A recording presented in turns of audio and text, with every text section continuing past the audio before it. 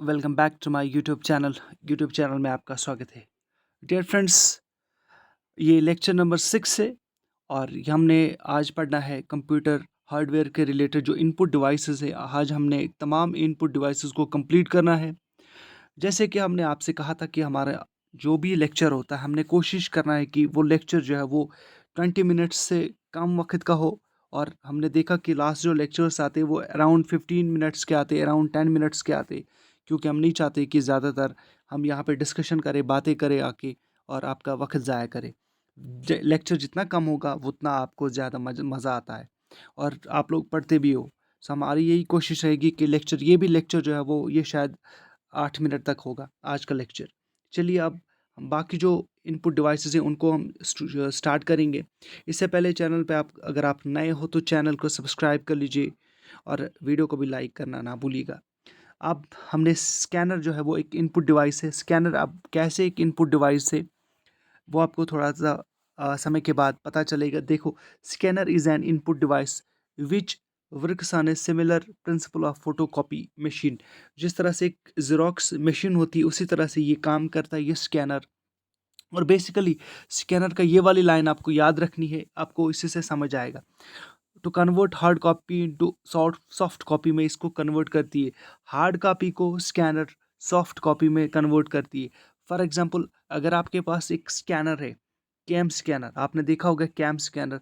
आपके पास कोई भी आपके नोट्स होते हैं बुक में, आपने कोई भी नोट लिखा है, अगर आपको पीडीएफ फॉर्म में किसी को सेंड करना है, आप लोग उसका फोटोग्राफ उठाते हो, तो उसका फोटोग्राफ जो है वो हार्ड कॉपी होती है और उसको फिर कन्वर्ट किस में, पीडीएफ बनाई जाती है सॉफ्ट कॉपी में। स्कैनर यही काम करता है। चलिए अब हम बाकी स्कैनर्स जो है वो उनको पढ़ेंगे। मैग्नेटिक इंक कार्ड रीडर, या हम इसे मैग्नेटिक इंक कैरेक्टर रिकॉग्निशन भी कहते हैं, ज़्यादातर कैरेक्टर रिकॉग्निशन कहते हैं। इसका जो इस्तेमाल होता है मैग्नेटिक इंक कैरेक्टर रिकॉग्निशन का, चेक्स में होता है, बैंक में होता है, लाइब्रेरीज में होता है और फाइनेंशियल इंस्टीट्यूशंस में इसका इस्तेमाल होता है। We see in banks, libraries etcetera using as an input device. ये एक इनपुट डिवाइस की तरफ यूज़ होती है। अब मैं आपको बताऊंगा कि एम आई सी आर का काम क्या होता है। It reads the unique numbers in bank cheques. Bank cheque जो 6 डिजिट का होता है उसके जो यूनिक नंबर्स हो उनको कौन रिकॉग्नाइज करता है, that is M I C R recognize करता है। M I C R magnetic ink के कैरेक्टर रिकॉग्निशन जो है वो रिकॉग्नाइज करता है उन बैंक में जो यूनिक नंबर्स होते हैं। जो चेक नंबर होता है वो यूजुअली 6 डिजिट्स का होता है और उस पे जो इंक लगी हुई होती है, that ink is magnetic ink is use in cheques. Magnetic ink को यूज़ किया जाता है, उसी मैग्नेटिक इंक को रीड करता है एम आई सी आर। उसके बाद फिर एक और जो है वो आता है यहाँ में, O M R, optical mark recognition. Optical mark recognition, ये देखा आपने बहुत बार देखा होगा या सुना भी होगा। ओ एम आर एग्जाम्स, जिन्होंने नहीं सुना होगा, बाकी जो इसमें मास्टर्स थे ओ एम आर एग्ज़ाम देने में, तो उनको तो दिक्कत नहीं होगी। ओ एम आर एग्ज़ाम आपने देखा होगा कि ओ एम आर उसमें इस तरह से पेपर दिया जाता है और उसमें इस तरह से जो वो ऐसे ऐसे गोल चार ऑप्शंस में टिक करना होता है, ऐसे फिर फिल करना होता है, ए या बी या सी या डी। इसी तरह से ये एग्ज़ाम इवेलुएशन के लिए इस्तेमाल किया जाता है, यानी आंसर इवेलुएशन के लिए। Used in exams, O M R for answer evaluation, also called optical mark reader. इसको जो रीड करता है उसको कहते हैं ऑप्टिकल मार्क रीडर। इन जो मैंने अभी आपको दिखाया कि जो डॉट्स होते हैं, इस तरह से डॉट्स एक फिल करना होता है, आपने ये फिल किया, इसको रिकॉग्नाइज करता है ओ एम आर। चलिए आगे बढ़ लेते हैं। O C R, optical character reader. अब यहाँ पे देखिएगा O M R, M I C R, ये सारे जो है वो रीडर्स है, उनमें से आप कैरेक्टर रीडर है, ये टेक्स्ट को रीड करता है। देखिएगा टेक्स्ट को रीड करता है।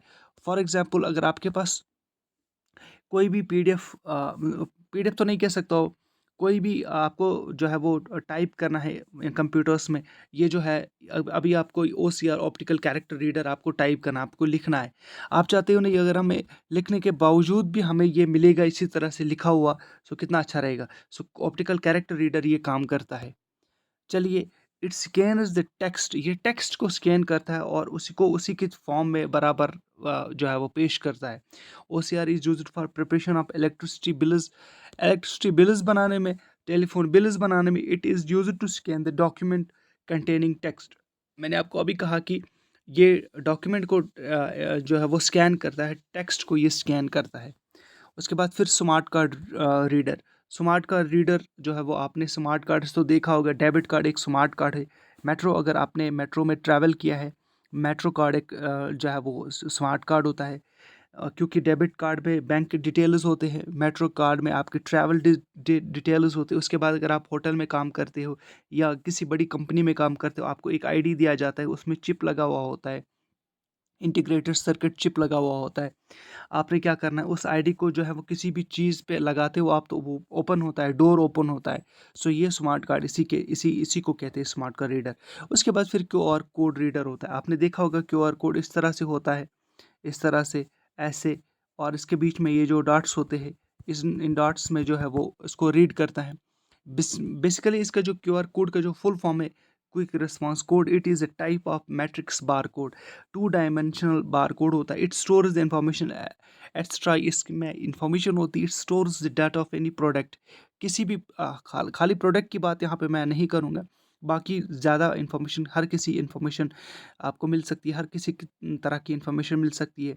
आपका जो अ, एक तरह से आपका जो आधार कार्ड है, उसमें अगर आप देखोगे उसमें भी बार कोड लगा हुआ होता है।